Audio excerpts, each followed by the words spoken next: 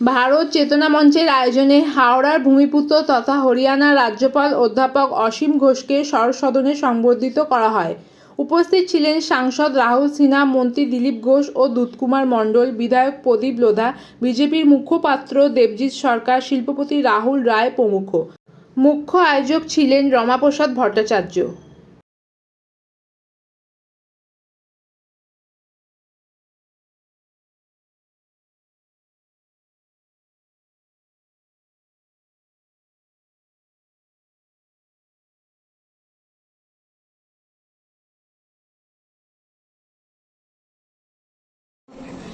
এ জীবন পূর্ণ করো, এ জীবন পূর্ণ করো, এ জীবন পূর্ণ করো গহন দানে,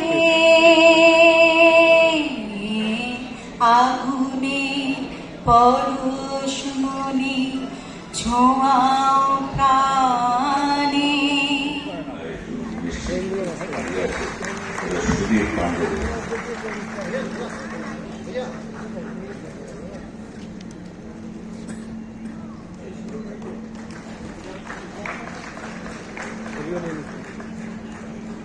রাহুল রায় লিখে বলবো উত্তরীয় এবং যেটা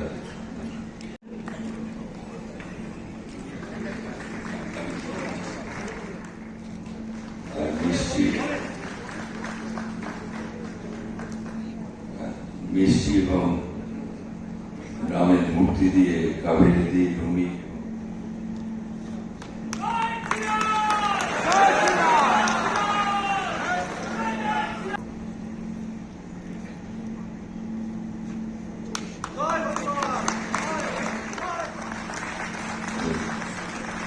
কৃষ্ণের মূর্তি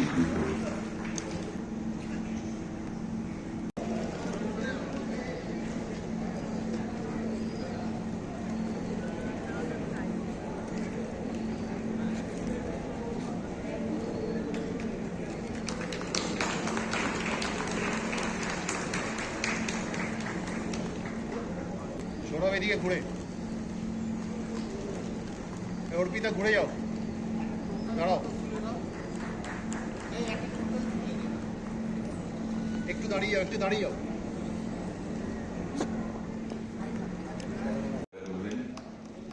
একটু এদিকে রমদা, একটু এদিকে রমদা।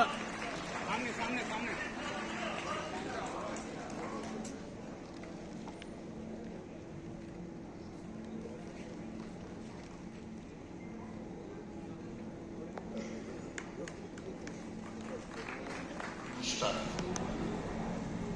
সম্বর্ধনা তো উপলক্ষ,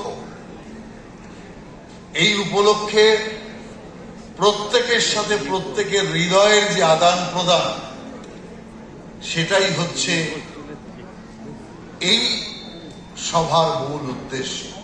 এবং রাজনীতিবিদ, আজ আমাদের সেই অত্যন্ত প্রিয় মানুষ হরিয়ানার রাজ্যপাল হিসাবে 1 বছর কাল অতিক্রান্ত এবং অত্যন্ত সফলভাবে যোগ্যতার সাথে বাংলার মুখকে উঁচু করে রাজ্যপালের পদ সামলে এক অনন্য উদাহরণ সারা দেশের মধ্যে স্থাপন। শিলদার এই উত্থানের পেছনে যদি সবচেয়ে কৃতিত্ব কাউকে দিতে হয়, সে আমাদের প্রিয় বৌদিকে দিতে হবে, কারণ শিলদার উত্থানের পেছনে বৌদির ব্যাপক পরিশ্রম, ব্যাপক সহযোগিতা এক্ষেত্রে অগ্রগণ্য অবস্থায় আছে। কত ছোটবেলায় এখানে খেলেছি, এটা ময়দান ছিল, সুন্দর ময়দান ছিল, বিরাট ময়দান। তার পাশে আবার একটি ময়দান ছিল ডালমিয়া পার্ক, সবুজ, 2টো ক্রিকেট ফিল্ড, 2টো ফুটবল ফিল্ড। এইখানে আমরা ওখানে জায়গা না পেলে এই ময়দানে এসে খেলতাম। ভোর 4:30, 5টার সময় চলে আসতাম। পড়াশোনা কম করতাম, খেলাধুলা বেশি করতাম। আজকে কিন্তু অনেক ইয়ং ছেলেকে, বিশেষ করে বাঙালি হিন্দুদের আমি ময়দানে খেলতে দেখি না। সামান্য কয়েকজন বয়স্ক লোককে দেখি হাওড়ার ওই স্টেডিয়ামে গিয়ে সকালবেলা একটু হাঁটাচলা করে। ইয়ং ছেলেদের মধ্যে খেলাধুলাটা কিন্তু এই ময়দান মাঠেতে একেবারেই কমে গেছে। 140 কোটি মানুষ আমরা, তার মধ্যে ইয়ং জেনারেশন হচ্ছে প্রায় 40 কোটি। তাদের যদি সুস্বাস্থ্য না হয়, তারা যদি শিক্ষিত না হয়, তারা যদি স্কিলড না হয়, তাহলে কিন্তু এই পপুলেশনটা আমাদের কাছে অ্যাসেট নয়, লায়াবিলিটি।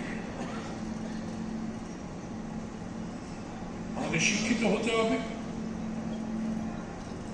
আমাদের স্কিলড হতে হবে, আমাদের সুস্বাস্থ্যের অধিকারী হতে হবে। স্বাধীনতার পরে 75 বছর কেটে গেছে। আমরা হিন্দু বাঙালিরা খুব একটা হাসি, খুব একটা আনন্দের মধ্যে কিন্তু ছিল না এই 75 বছর। স্বাধীনতার সময় স্বাধীনতা পেল, কয়েকদিন কয়েক সপ্তাহ আনন্দ হয়েছিল, কিন্তু তারপর পার্টিশনের ফলে ওপার বাংলা থেকে যখন হাজার হাজার লোক নির্যাতিত হয়ে সমস্ত সম্পত্তি ছেড়ে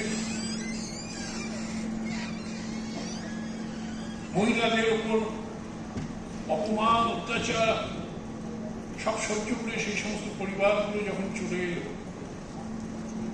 তখন আমাদের স্বাধীনতা আনন্দ কিন্তু আমরা আস্তে আস্তে ভুলে যেতে গেলাম। বাংলাদেশ যখন স্বাধীন হলো, তখন আমাদের কিছুদিন আনন্দ হয়েছিল, কিন্তু মুজিবুর রহমানের হত্যাকাণ্ডের পরে সেই হাসিও মিলিয়ে গেল। পরবর্তীকালের ইতিহাস সকলেরই জানা। এই 75 বছরে সেটাকে নতুন রাজনৈতিক পরিবেশে স্পিড,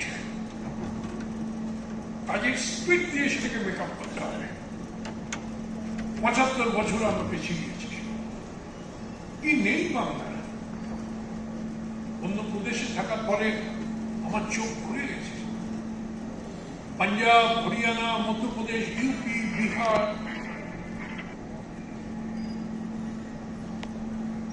কোনো পোর্ট নেই, র মেটেরিয়ালস নেই, জলের অভাব। হরিয়ানাতে নদী নেই, জলের সাংঘাতিক অভাব। তাতে তো সেই সমস্ত দেশ প্রদেশ কত এগিয়ে গেছে।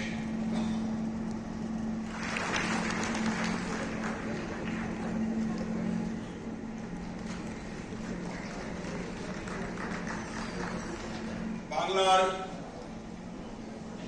এই পরিবর্তিত সরকার, আমাদের এই সরকার আগামী 5 বছর মানুষের হয়ে জনস্বার্থবাহী একটা সরকারের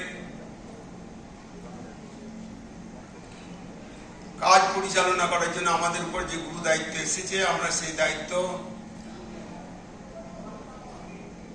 আমাদের সামান্য যোগ্যতা এবং দক্ষতা দিয়ে অবশ্যই সুন্দর করে আমরা পালন করব, এই আমাদের প্রতিজ্ঞা।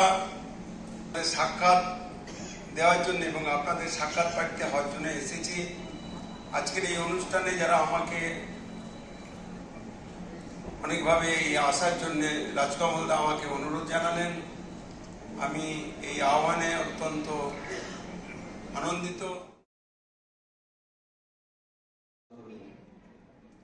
আমি ভীষণ ভালোবাসতাম, মার চোখ জলে ভরে উঠত, আমার ভালোবাসা